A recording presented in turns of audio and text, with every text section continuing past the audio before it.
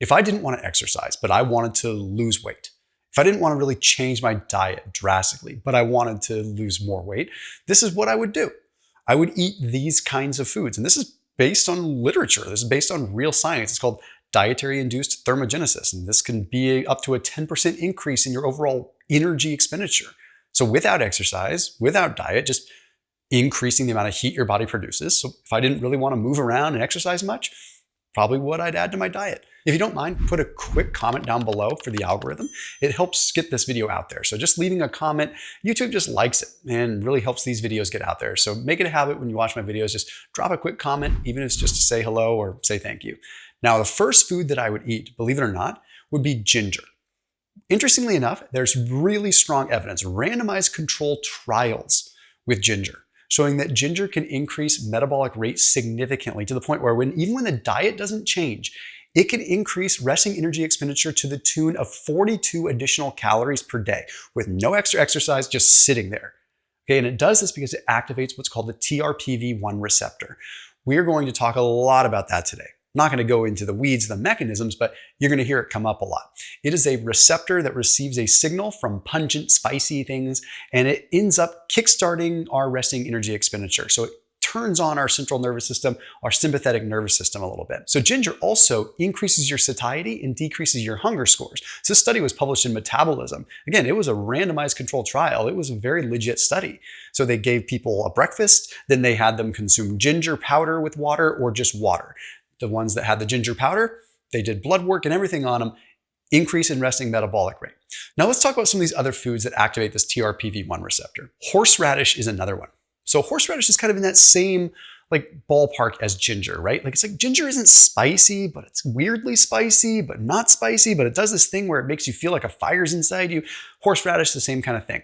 So yes, we're eating those kinds of foods, right?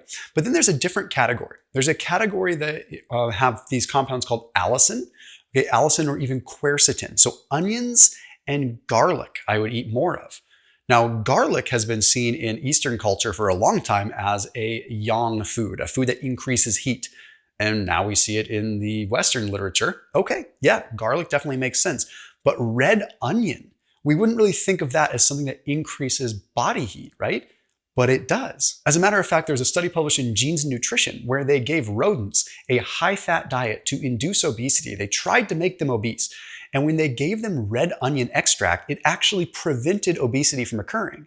It actually slowed down the increase of fat, which is wild. And it's doing this probably because of that activation of, again, the TRPV1.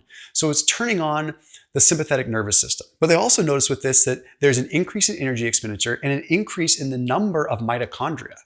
The increase in the number of mitochondria, so more fat can ultimately be oxidized because we oxidize and burn fat in the mitochondria. Super, super wild. So I would eat things like red onion. I'd add red onion to my food. This sounds so cheeky, like, come on, get real, just eat less and move more and yada, yada. Yes, I know that's the basics of it. But the fun facts of this is that, hey, if I was sedentary and I needed to increase my metabolic rate and I needed to do whatever I could and I could squeak an extra 10% out of doing this, I would do this. I would eat these kinds of foods. I would be the guy that smells like horseradish and vinegar and I wouldn't care. Now, mustard falls into this category too. Now, mustard is very pronounced. Mustard has some really solid evidence because it has what are called allyl isothiocyanins. I can never say that one.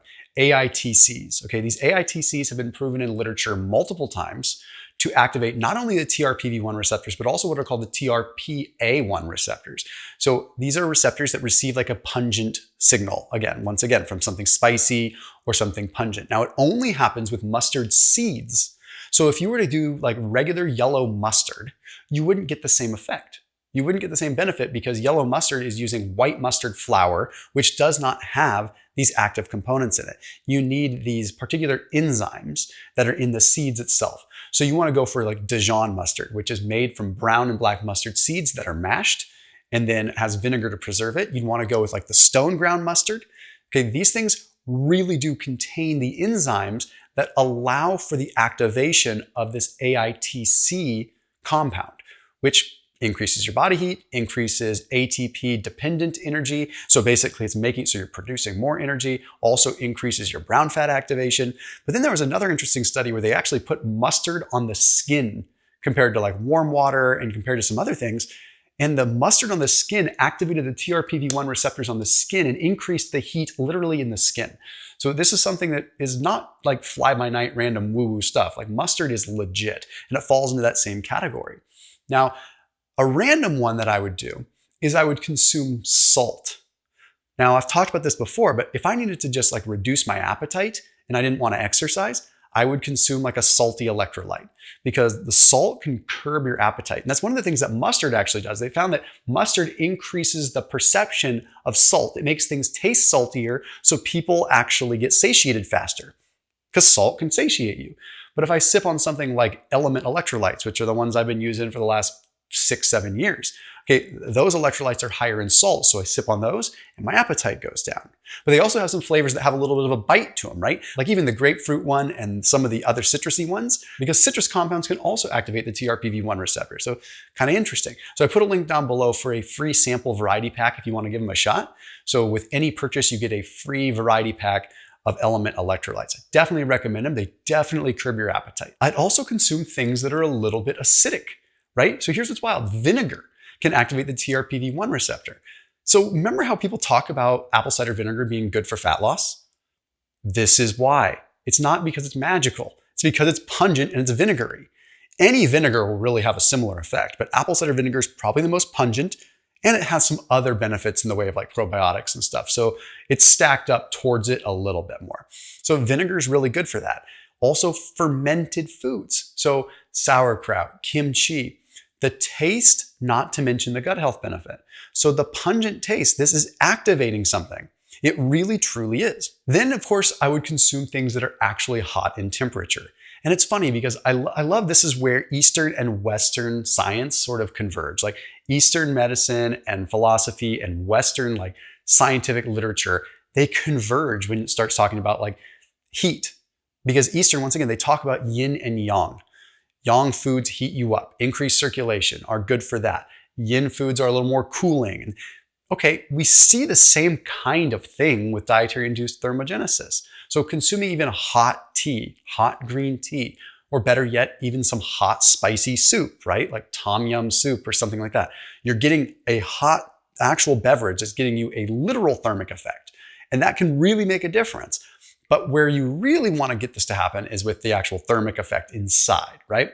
So the big one that you're probably wondering why I haven't even talked about yet, things like hot sauces, things like paprika, things like chili powder. These are some of the most potent in the classical ways, like using what's called capsaicin to activate the TRPV1 receptor. So again, although this all sounds a little cheeky and weird, there's very solid evidence here. Now, the one big sort of icing on the cake I want to put here is curcumin can increase the sensitivity of the TRPV1 receptor.